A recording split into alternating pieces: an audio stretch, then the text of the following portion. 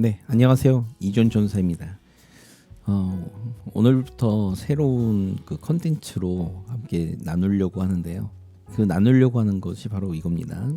레트로 예배 찬양곡 시리즈. 그 예배곡 찬양곡이면 찬양곡인데 왜 앞에 레트로를 붙였을까라는 거죠. 레트로라는 단어가 과거에 있었던 것들을 가져올 때 레트로라고 그러잖아요. 요즘 일반 사회에서도 그 레트로 열풍이 굉장히 많습니다. 그래서 그 레트로 예배 찬양곡이 무엇인가, 어떤 것을 의미하는가, 이것들을 함께 하고, 제가 이 시리즈를 하려는 이유가 여러 이유가 있는데 그 이유들을 오늘 살펴보고 이 시리즈를 통해서 이 컨텐츠를 통해서 함께 좀 생각하고 다시 예배에 대한 것들을 좀 생각해보는 그런 시간들로 진행해 보려고 합니다. 최근 예배 찬양곡에 대한 회의론을 제가 갖게 되었습니다. 그 예배곡들이 좀 여러 면에서 이유가 있는데 오늘은 좀 살펴보면 찬양이 굉장히 범람하고 있다는 거죠. 물론 이 범람하고 있는 찬양들 속에 저 역시도 이렇게 좀 일조를 하려고 저도 제 나름대로 곡도 많이 쓰고 그것들을 관련해서 영상이라든지 이렇게 녹음 같은 것도 해보고 있고 그러고 있지만, 어쨌든 범람하고 있는 건 사실이고요. 이 범람하고 있는 찬양들 가운데 예배 찬양곡으로 무분별하게 쓰이고 있는 찬양들이 많다는 겁니다. 저는 계속 젊을 때 굉장히 오래된 그 때부터 지금에 이르기까지 일반적인 CCM과 그리고 예배 찬양곡과는 좀 구분되어야 된다고 생각을 하는 사람이에요. 그런데 예배 찬양곡으로 무분별하게 찬양들이 쓰이고 있다는 것입니다. 이 무분별하다는 건 가사적인 내용을 얘기하고 있고요. 최근 예배 찬양곡에 대한 회의론 중에 하나가 어려운 멜로디와 곡 구성으로 회중들과의 어떤 그 단절이 되고 있다는 게 문제라고 보고 있습니다. 그러니까 멜로디가 어려워요. 그러니까 이제 기성세대들, 좀 나이 같은 사람들, 우리가 좀 연세가 좀 있는 그 성도님들 같은 경우는 이런 부분에 있어서 굉장히 좀 회의적이죠. 그리고 곡 구성으로도 굉장히 좀 복잡해졌어요. 요즘 나오는 곡들이. 그러다 보니까 웬만한 차양팀, 웬만한 실력을 갖추지 않고서는 그 구성을 소화해낼 수 있는 사람들이 별로 없다는 게 문제입니다.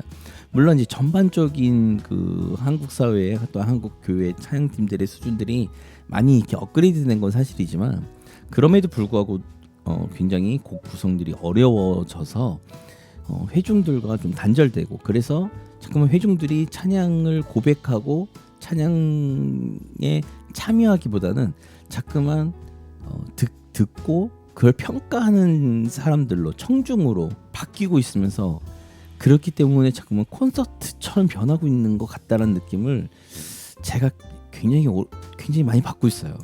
그리고 신학 부재인 가사, 그리고 성경 내용의 부재가 굉장히 큽니다. 얼핏 들으면 맞는 얘기예요. 그런데 디테일하게 들어가면 신학의 부재가 있고, 또한 성경에서 이야기하고 있는 내용들과는 좀 다른 그런 좀 애매모호한 어떤 그런 얘기들이 너무 많다는 거죠. 그리고 하나님이 아닌 나에 대한 강조점이 굉장히 많아졌다는 겁니다. 그러니까 내가 느끼는 거, 내가 생각하는 거, 그리고 나의 어떤 것들을 이루어지는 이런 어떤 관점이 하나님으로부터 시작해서 하나님으로 나아가는 것이 아니라 나에 대한 강조점으로 변하고 있다는 것이 굉장히 문제라고 보고 있습니다. 그래서 제가 이제 내린 결론이, 그러니까 제가 음악적인 재능이 출중해서 그 출중함으로 찬양곡들을 쓰면 참 좋겠지만 저는 어릴 때는 그런 탁월함이 있는 줄 알았어요. 근데 이렇게 계속 나이가 들고 계속 이렇게 가면 갈수록 저한테 그런 탁월함이 없다는 것을 깨닫게 되었습니다. 그러다 보니까 제가 할 수 있는 게 무엇일까라는 생각을 갖게 됐어요. 그러다 보니까 그러면 예전에 주옥은, 제 표현으로 주옥 같은 예배 찬양들을 다시 재해석해보면 어떨까라는 생각을 갖게 되었죠. 지금 이 컨텐츠와 이 시리즈를 한번 시작을 해보려고 하는 겁니다. 얼마나 호응들 하실지 모르겠지만 그래서 예배 찬양곡으로 적합했던 옛 찬양들을 재조명하는 시간을 가지려고 합니다. 디테일하게 분석이나 뭐 이런 건 아니고 조금 그런 우리가 좀 생각해 볼 만한 것들을 좀 이야기하고 그것들을 좀 분석하고 그것들 좀 이제 재조명하는 시간들을 가지려고 하고요. 선정 기준은 성경에 근거한 내용들 그리고 가사 안에 어떤 신학적인 그런 내용, 신학이 담겨져 있느냐 아니냐를 가지고 제가 선정을 아주 지극히 개인적으로 선정을 할 예정입니다. 그리고 회중과 함께 고백하고 나눌 수 있는 좀 쉬운 곡들을 제가 선정을 할 계획이에요. 제가 굉장히 그 찬양 사역을 하고 싶고 찬양 사역을 준비하면서 가장 영향을 받았던 팀이 있습니다. 그 팀이 어느 팀이냐면 그 호사나 인티그리티였어요. 호사나 인티그리티 앨범들을 제가 한때 굉장히 광적으로 수집할 때가 있었습니다.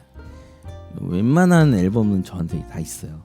최근에 한 7, 8년 동안에는 제가 앨범을 사진 않았지만 그 전에 제가 이제 그때 한창 좋다고 느낄 때 앨범들은 제가 웬만한 앨범들은 비디오 앨범까지 수집하고 이랬었는데 그 이유가 있었어요. 뭐냐면 이렇게 따라 부르기 되게 편했어요.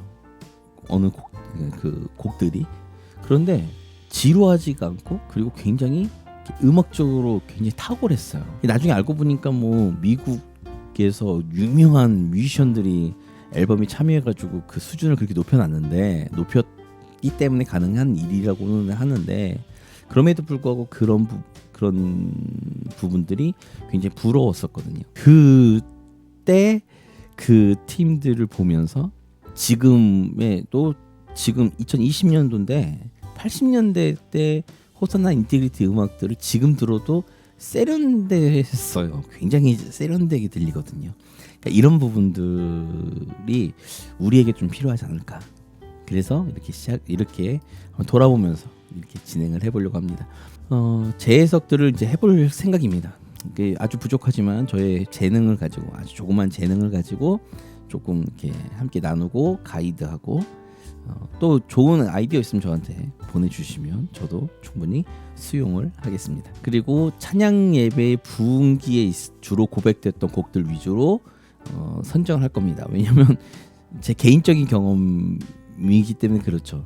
그래서 제가 이제 해드리는 거기 때문에 저희가 이제 찬양 예배 부흥기 때 학생 10대와 20대를 보냈던 세대이기 때문에 아마도 그때 고백되어진 곡들 위주로 진행을 할 겁니다.